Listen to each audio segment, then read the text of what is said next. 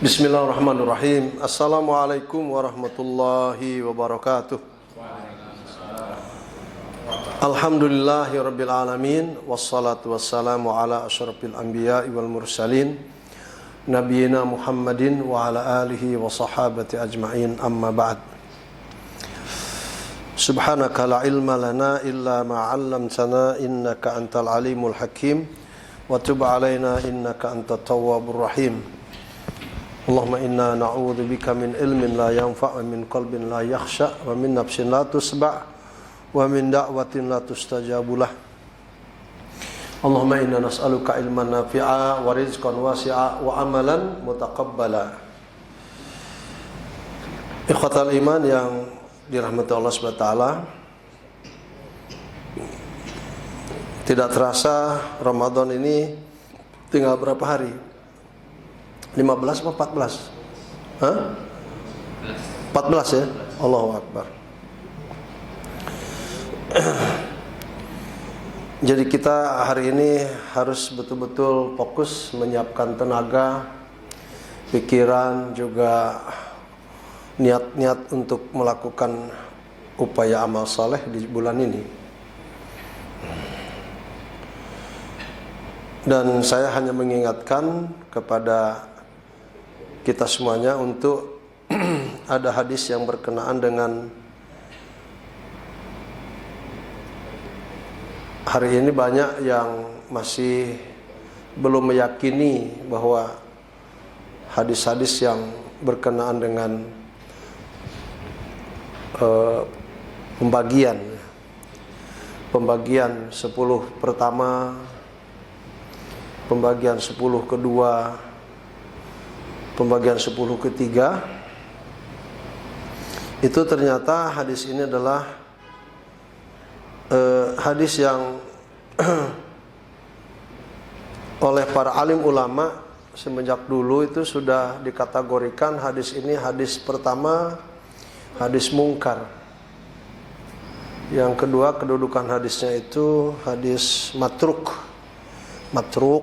Yang ketiga itu derajat hadis yang paling parah, yaitu pada kalimat maudhu'.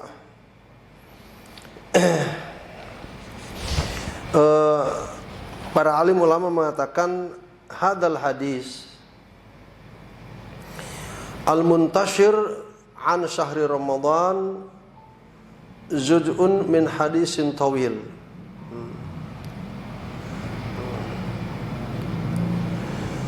Hadis ini sudah banyak tersebar di masyarakat tentang pembagian Ramadan yang begitu panjang. Akhrajahul Imam Ibnu Huzaimah fi sahihihi, yang dikeluarkan oleh Imam Ibn Huzaimah rahimahullah ta'ala dalam kitab hadis yang sahihnya. Kemudian ada juga di buku Al-Baihaqi, hadis Al-Baihaqi. Bahkan At-Tabrani ikut meriwayatkan. Tetapi kedudukan hadis tadi yang membagikan Ramadan 10 pertama, kedua, dan ketiga itu wadha'afahul muhaddisun. Para ahli hadis itu memberikan predikat pada hadis-hadis itu termasuk hadis yang dhaif. Nah, wadha'afah itu didhaifkan oleh al-muhaddisun. Al-muhaddisun yang dimaksud siapa? Ya, al-muhaddisun, ulama-ulama hadis, termasuk di dalamnya Al-Bukhari, Muslim, Ibnu Majah, Wan-Nisa'i, Abu Dawud dan lain sebagainya, At-Tirmidzi, kan? Itu. Ada juga Ibnu Hibban. Itu. Huwa hadisun dhaifun sanadan wa matana. Kedudukan hadis-hadis itu dhaif secara sanad, dhaif secara sanad riwayatnya dari siapa, gitu kan? Pijakan riwayatnya dari siapa? Sumber hadisnya itu. Sanadan wa matana. Wa matan itu tulisannya. Baik sanad ataupun tulisan, predikat hadis ini dikatakan dhaif. Tapi dalam sanad diterangkan oleh para ulama, amma sanad fa fihi inqita'. Pada jenis sanad itu dari jalur sanad ini ada terputus hadisnya. Jadi tidak nyambung langsung kepada Rasul. Arti inqita' itu terputus. Kenapa sampai terputus? Nah, ini ilmu hadis ya. Jadi ada di sana kitab yang namanya mustalah al-hadis. Seperti fikih ada mustalah sebelum fikih itu dipelajari. Kalau mustalah hadis di sana ada fikih juga yang harus awal lebih dipelajari. Nah, kenapa sampai dikatakan inqita', terputus? Lianna, karena ada orang yang namanya Sa'id bin Musayyib lam yahfadhu lahu riwayatan an Salman al-Farisi. Karena di dalamnya ada, sebetulnya dia juga ahli hadis, Sa'id bin Musayyib belum menghafalkan hadis ini dari jalur Salman al-Farisi. Sedangkan hadis ini jalurnya dari Salman al-Farisi. Dan juga di dalam hadis ini ada orang yang bernama Ali bin Zaid bin Jad'an. Ali bin Zaid bin Jad'an. Dan orang-orang tadi wadha'afahu ghairu wahidin minal muhaddisin, dari ahli hadis itu kebanyakannya mengatakan bahwa hadis itu dhaif.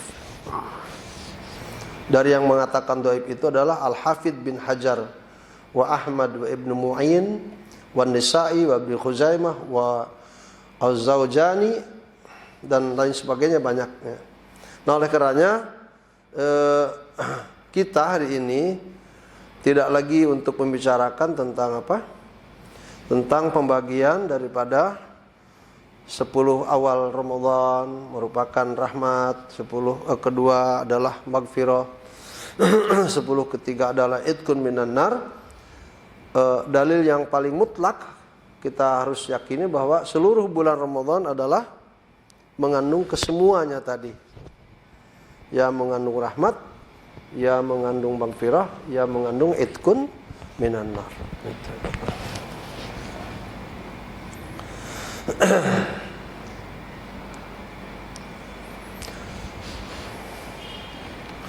Kemudian ada hadis yang memang kita tidak boleh juga terlalu apalah istilahnya mempermasalahkan pada sifat-sifat hadis yang sifatnya apa?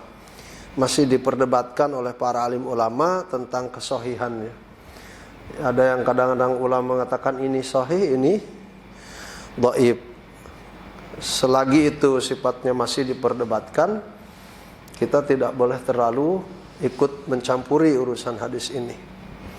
Tetapi yang sudah jelas seperti tadi, kedhaifannya, kemungkarannya, kemudian matruknya atau bahkan maudhu'nya itu ya harus diterima. Mungkar sendiri adalah apa arti mungkar? Ya kemungkaran. Kalau kita mengamalkan hadis ini bukan malah mendapatkan pahala, malah mendapatkan dosa kemungkaran atau matruk, maka sesuatu yang harus ditinggalkan kenapa kita lakukan? Itu pun ada unsur-unsur balasan Allah yang tersendiri berupa keburukan dari Allah SWT untuk kita yang melakukan. Kemudian yang ketiga, kondisi hadisnya merupakan maudhu'. Maudhu' ini lebih parah derajatnya. Artinya maudhu' itu adalah sesuatu yang bukan dari Rasul SAW, tetapi tidak tiba-tiba dikatakan itu dari Rasul Shallallahu Alaihi Wasallam. Ini sangat parah kedudukan hadis kalau seperti ini. Ikhwan fillah yang dimuliakan Allah Subhanahu wa taala, di malam ini kita hanya mengingatkan saja untuk bahwa siapa yang belum melakukan pembayaran utang puasa kemarin, itu maka harus segera, sekarang masih ada waktu. Nah, sehingga para alim ulama fikih menjelaskan gimana kalau orang punya utang puasa kemudian meninggal dunia. Apakah keluarganya wajib mengqadha atau tidak? Para alim ulama fikih mengatakan tidak perlu diqadha. Karena soal bayar puasa itu boleh kapan saja kan gitu. Itu dalilnya gitu. Tapi kalau puasanya itu puasa nazar, puasa nazar ini puasa janji kita pada Allah. Seumpama saya kalau naik pangkat, di sini ada pejabat nggak? Eselon 2 apa 1 ada di sini, tidak ada ya. Saya kalau naik pangkat, saya akan nazar berpuasa. Atau saya akan nazar menyembelih sapi 5 semisal. 5 buat pejabat sedikit duitnya kan. Buat kita banyak. Atau nazarnya saya kalau naik pangkat, saya akan berinfak fisabilillah melalui tanah wakaf. Saya punya 1000 meter diwakafkan itu. Maka hal-hal yang sudah dinazarkan itu maka mesti ditunaikan. Baik puasa ataupun seperti yang saya sampaikan tadi. Itu. Oleh karenanya dalam hal ini kita patut mengetahui tentang puasa-puasa yang masih belum terbayarkan di tahun kemarin. Terutama bapak-bapak yang memiliki istri ya, yang masih sekarang ini menyusui, dipandu Pak istrinya agar nanti kalau masuk bulan puasa ini tidak sanggup dia menyusui gitu kan, lalu dia tidak puasa, maka dipandu, dijaga untuk penunaian fidyahnya kan gitu. Juga orang tua kita barangkali memiliki orang tua yang sudah sepuh. Sepuh yang dimaksud tidak bisa berpuasa. Ada sepuh tapi mampu berpuasa. Jangan pula dipaksakan, tapi dia diberi kemudahan untuk tidak berpuasa, namun ahli keluarganya membayarkan sejumlah fidyah untuk yang bersangkutan. Jumlah fidyahnya adalah 1,5 liter, 1,5 kilo. 1,5 kilo makanan pokok, berarti beras. Kalau di Saudi ya mungkin kurma dan sebagainya.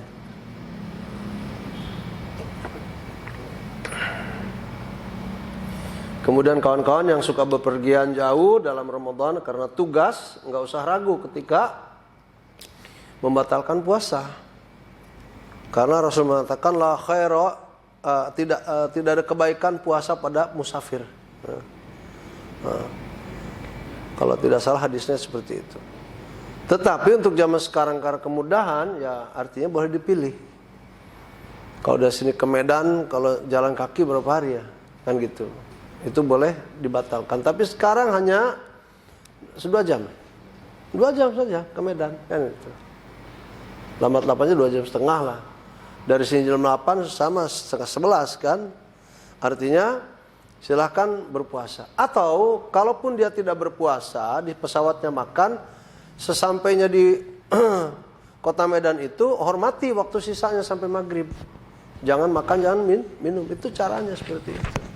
Ya lebih baik puasa karena kemudahannya sudah cukup banyak. Itu.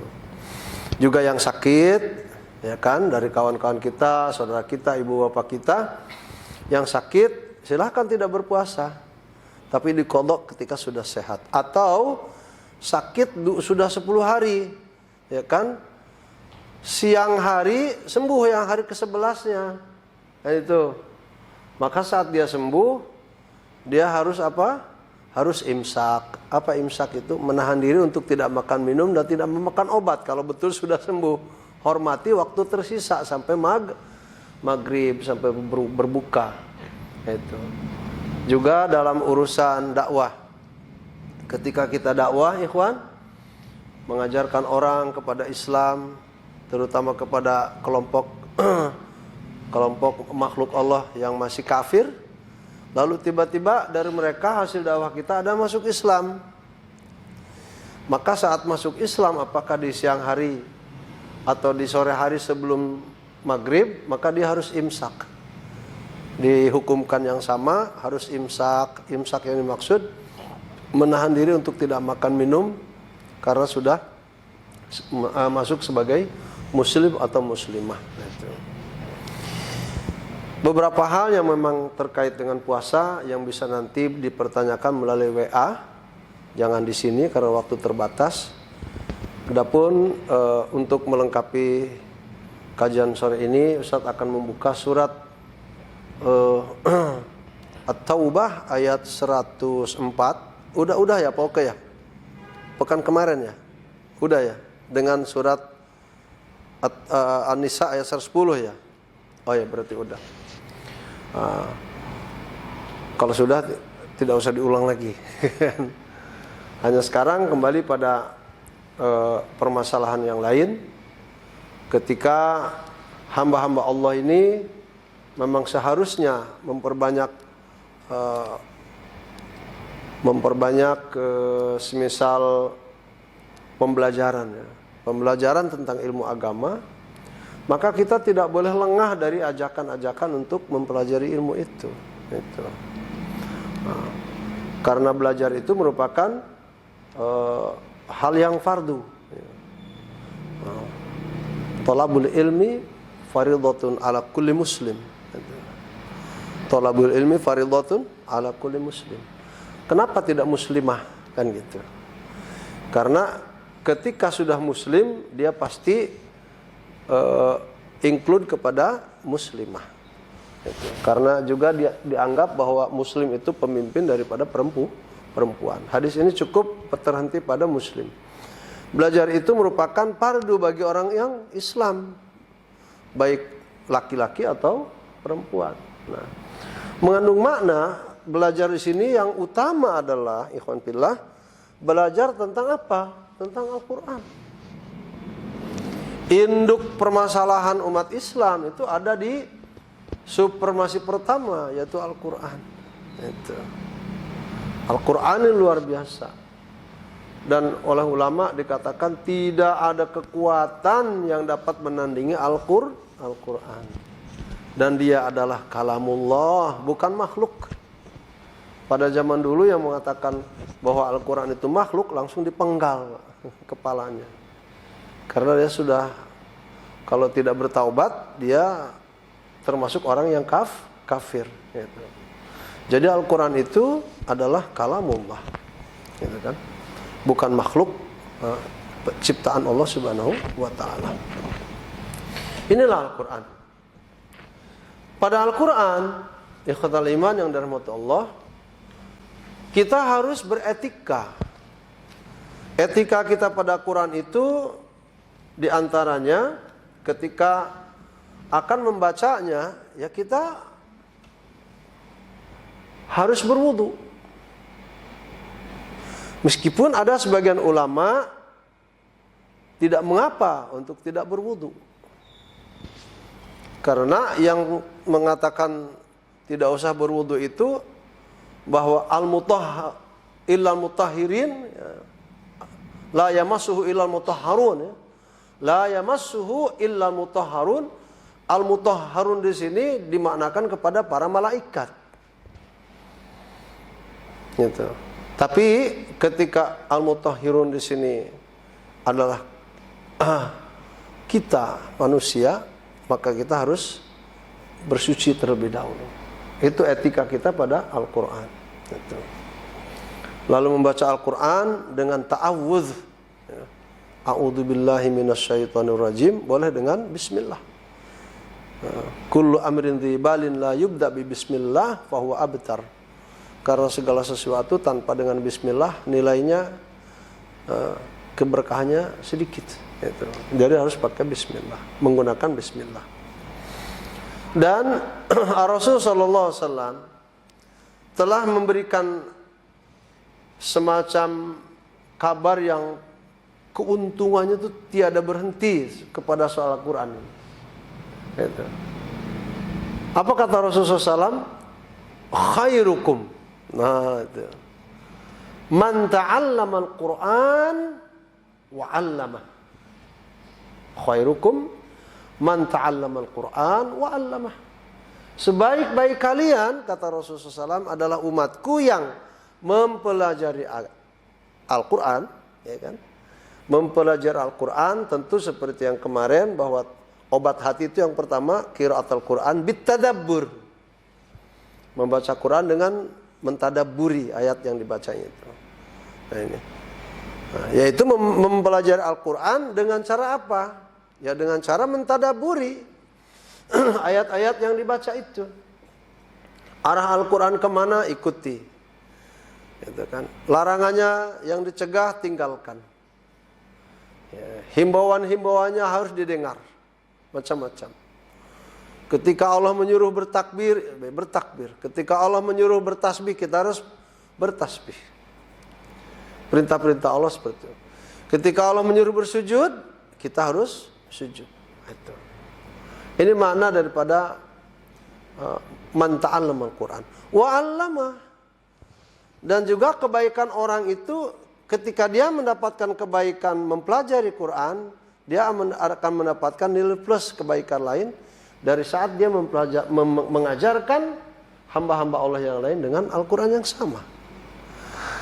Maka di sini penting untuk pelajaran Al-Quran, apatah melalui bahasanya, atau tafsirnya, atau tahsinnya, yaitu tajwid, itu sangat baik karena terintegrasi antara satu dengan lain tentang mempelajari Al-Quran. Sekali lagi ikhwan, khairukum man ta'allama Al-Quran wa 'allama. Sebaik-baik kalian adalah yang mempelajari Al-Quran dan mengajarkan kebaikan Al-Quran itu kepada yang lain. Ada juga hadis Rasulullah SAW yang mengatakan, Iqra'ul Qur'an, Iqra'u al-Qur'ana fa innahu ya'ti yaumal qiyamati syafi'an li ashabih. Syafi'an li ashabih. Bacalah oleh kalian Al-Quran pada waktu-waktu yang tidak terbatas, di tempat-tempat yang tidak terbatas, terkecuali pada Baitul Khala atau kuburan, terkecuali pada toilet atau di kuburan. Adapun di mana-mana, di jalan, ikhwatal iman, zikir dengan Quran silahkan. Ya kan? Sambil baca yang dihafalkan oleh dirinya, sambil di bus, di motor, menghilangkan ngantuk, apalagi dari sini ke Garut. Itu jarak terlalu jauh. Atau ke Kerawang mana-mana, silahkan baca Quran. Iqra'u al-Quran. Bacalah oleh kalian Quran kapan saja, soal baca Quran itu tidak terbatas. Karena apa? Subhanallah, bacaan-bacaan Quran yang kita lakukan itu, seluruh bacaan Al-Quran itu kelak di kuburan akan datang pada kita. Masya Allah, akan datang pada kita. Fungsinya apa saat itu datangnya? Syafi'an li ashabihi. Akan menjadikan syafaat bagi yang telah membacanya itu. Allahu Akbar. Bahkan kelak kalau kita melakukan kebaikan di alam kubur nanti akan datang makhluk yang indah rupawan, ganteng gitu kan, bajunya putih, semerbak harum dari dirinya. Allahu Akbar. Ketika itu mengucapkan salam pada kita yang meninggal. Ditanya, siapa kamu? Saya belum pernah melihat wajah setampan kamu. Masya Allah. Akulah amal solehmu yang engkau lakukan di dunia, menjelma atas izin Allah seperti aku sekarang. Nah ini informasi yang menarik buat kita kan. Termasuk di dalam Al-Quran itu. Betul. Lalu kita diistirahatkan sampai kiamat terjadi. Allahu Akbar. Sebaliknya bagi orang yang tidak pernah bersentuhan dengan Al-Quran, bahkan ada yang mengatakan bahwa di masjid ini adalah sumber perpecahan. Ada kan? Barusan kemarin ngomongnya juga, apa tadi siang? Ibu-ibu banyak pengajian, ya kan? Ngapain kok banyak-banyak pengajian? Ada yang ngomong gitu kan? Itu. Iya kan? Bahkan ada lagi temannya itu azan itu gonggongan anjing, nah itu. Dan yang lain sebagainya. Wallahu alam. Begitu banyak ya kan. Nah itu. Jadi hal-hal seperti ini memang ketika orang-orang itu benci kepada Islam, atribut yang lainnya pun ikut dibenci. Termasuk di dalamnya atribut yang paling utama, yaitu Al-Quran. Bahkan kalau memang negara ini maju, hilangkan unsur agama, itu kata mereka. Naudzubillah, termasuk Al-Quran. Maka di mana-mana Al-Quran dibakar, ya, itu oleh mereka-mereka yang menjadi musuh Islam. Naudzubillah min dzalik. Iqra'ul Qur'ana fa innahu ya'ti yaumil qiyamati syafi'an li ashabi. Bacalah Quran karena dia akan datang nanti di hari kiamat sebagai syafaat buat yang membacanya. Nah, inilah ikhwan. Soal Al-Quran, Allah Subhanahu wa taala telah berfirman di Al-Quran sendiri, ya kan? Walaqad yassarnal Qur'ana lidzikr fahal mim mudzakir. Fahal mim mudzakir. Telah kami mudahkan, kata Allah Subhanahu wa taala, persoalan pada Quran itu. Apapun persoalannya, termasuk persoalan pada menghafalkannya. Ini sudah janji Allah. Maka di sini ditanya Allah, fahal mim mudzakir, apakah ada dari hamba-hambaku, wahai hambaku itu? Apakah ada wahai dari hamba-hambaku kalian ini yang gemar membaca dan menghafalkan Quran itu? Soal ia telah dimudahkan Al-Quran itu untuk dihafalkan, iya, kata Allah. Walaqad yassarnal Qur'an lidzikr, bahwa Al-Quran telah dimudahkan oleh Allah SWT untuk dihafalkan. Fahal mim mudzakir, adakah dari kita yang menghafal Quran? Maka lahir ikhwatal iman hamba-hamba Allah yang memang interaksi mereka kuat pada Quran, sehingga lahir dengan izin Allah sebagai ulama Al-Quran.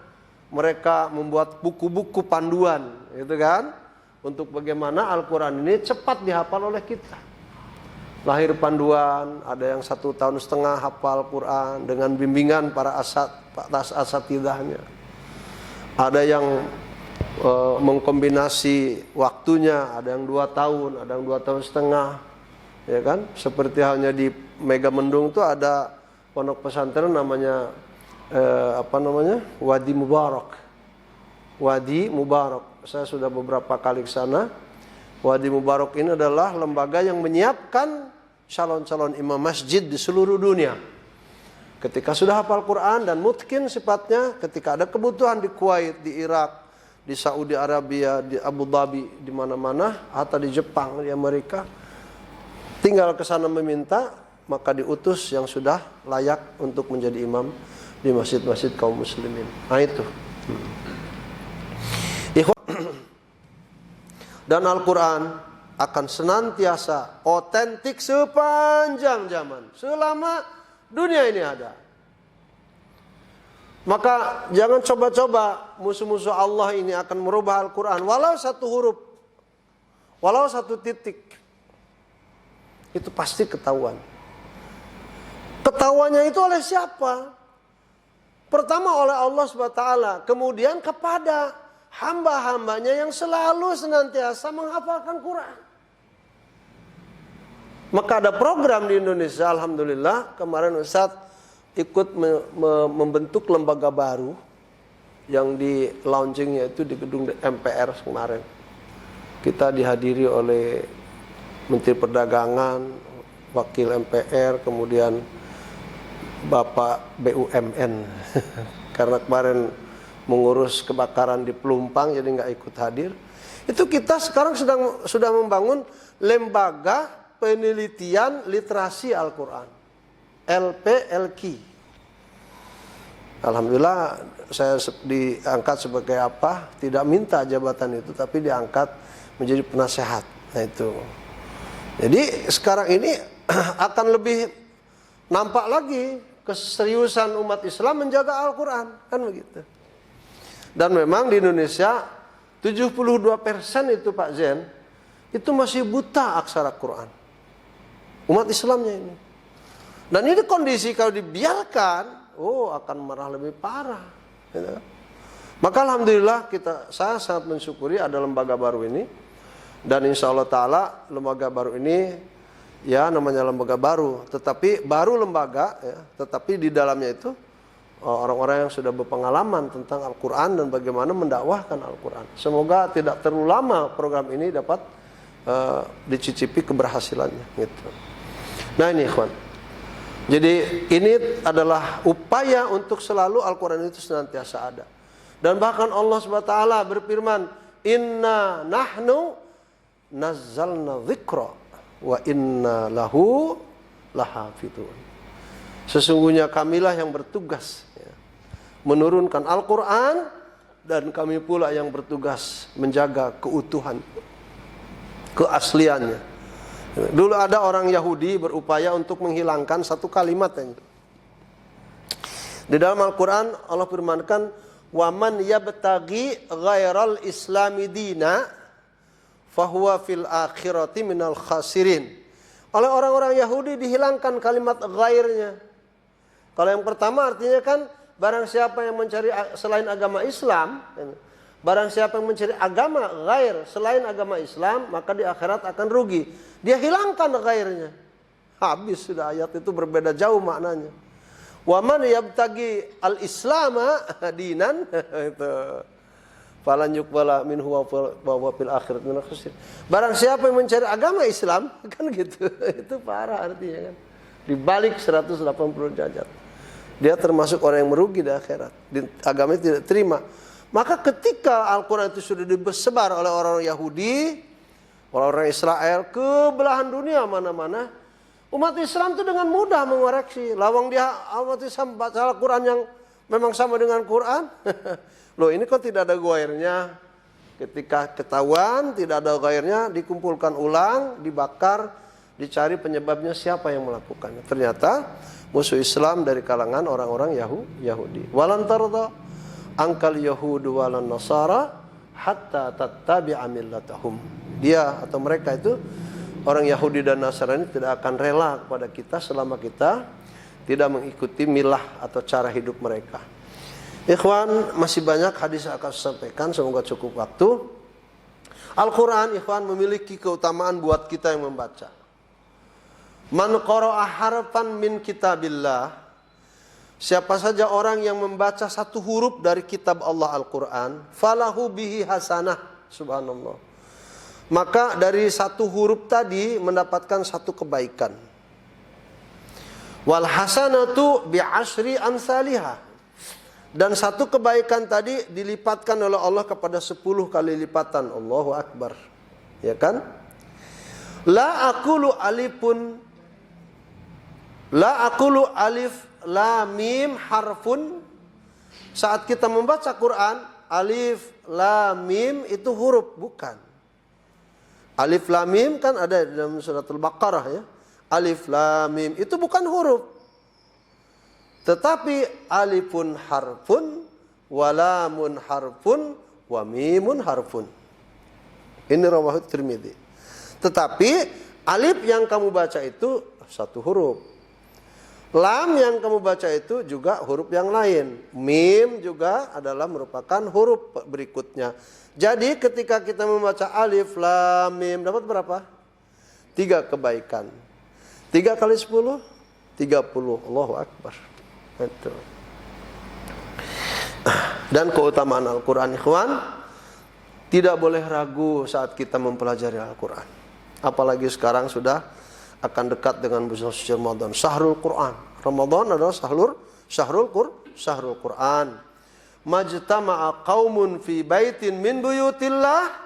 Ini Rasul mengatakan, tidaklah seseorang hamba Allah berkumpul bersama teman-temannya di masjid-masjid Allah, yaitu di bait-bait Allah itu masjid.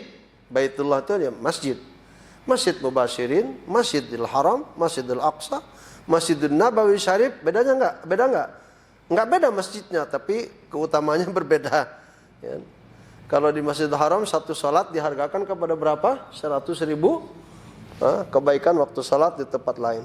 Kalau di Masjid Nabawi Syarif 1.000. Kalau Masjid Al-Aqsa 500. Masjid Mubasyirin tergantung keikhlasan.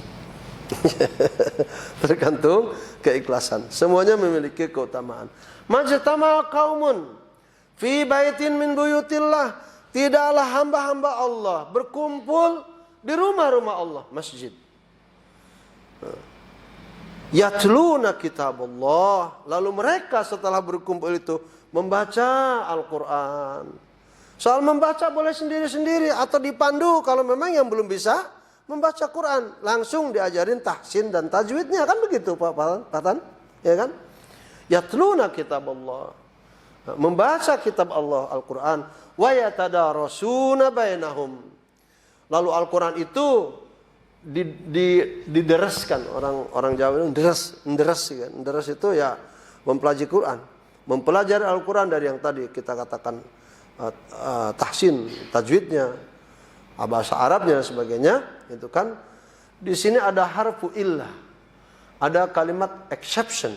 Exception itu pengecualian. Illa ghasiyatuhumur rahmah, terkecuali hamba-hamba Allah itu yang tadi apa? Yatluna kitabullah, yang membaca kitab Allah, wa yatadarasuna bainahum, dan dipelajari Al-Quran itu sampai dalam maknanya, tafsirnya. Illa, terkecuali hamba-hamba Allah itu. Jumlah sekarang berapa hamba Allah di sini? Kita lagi tadris loh, sekarang tadarasul. Ada 20 semisal. Ghasyiyatuhumur rahmah, diliputi oleh rahmat Allah SWT. Wa nazalat alaihimus sakinah, hati-hati mereka diberi ketenangan hidup. Allahu Akbar.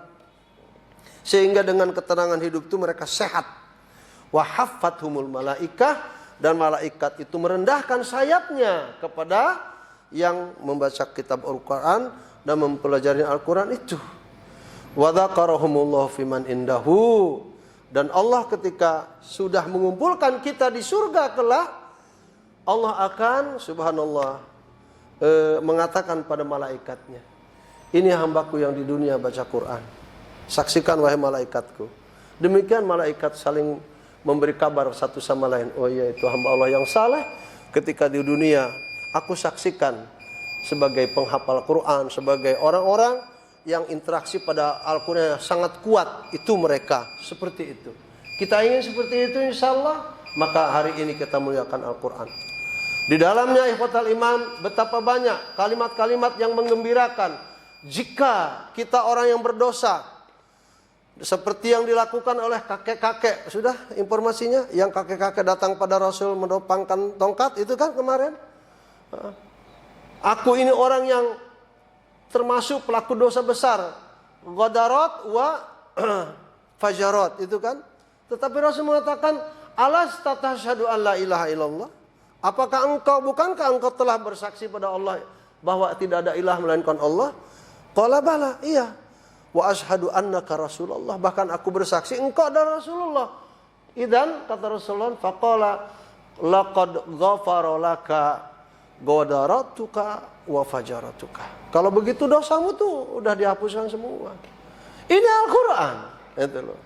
Maka ikhwan, mari sama-sama kita berniat di 15 hari ke depan atau 14 hari ke depan dan masuknya bulan Ramadan, kita muliakan Ramadan dengan banyak-banyak kita membaca Al-Quran. Jadikanlah Ramadan ini kalau bisa Ramadan terakhir buat ibadah kita. Betapapun kita berharap tahun-tahun kita masih bertemu dengan Ramadan. Amin ya rabbal alamin. Rabbana atina fid dunya hasanah wa fil akhirati hasanah wa qina adzabannar. Allahumma taqabbal minna innaka antas samiul alim wa tub alaina innaka antat tawwabur rahim. Allahumma rizqna dzurriyyatan thayyibah wa auladan salihin wa aina ala husni tarbiyatihim warzuqna birrahum warzuqhum birrana ya rabbal alamin. Allahumma ighfir lana dzunubana wa li walidayna warhamhuma kama rabbayana shighara wa li ahlina wa li dzurriyyatina wa li ikhwanina wa li akhwatina. Allahumma ighfir lil mu'minina wal mu'minat wal muslimin wal muslimat al ahya'i minhum amwat. Subhanakallahumma wa bihamdika asyhadu an la ilaha illa anta astaghfiruka wa atubu ilaik. Wa sallallahu ala nabiyyina Muhammadin wa ala alihi wa sahbihi ajma'in.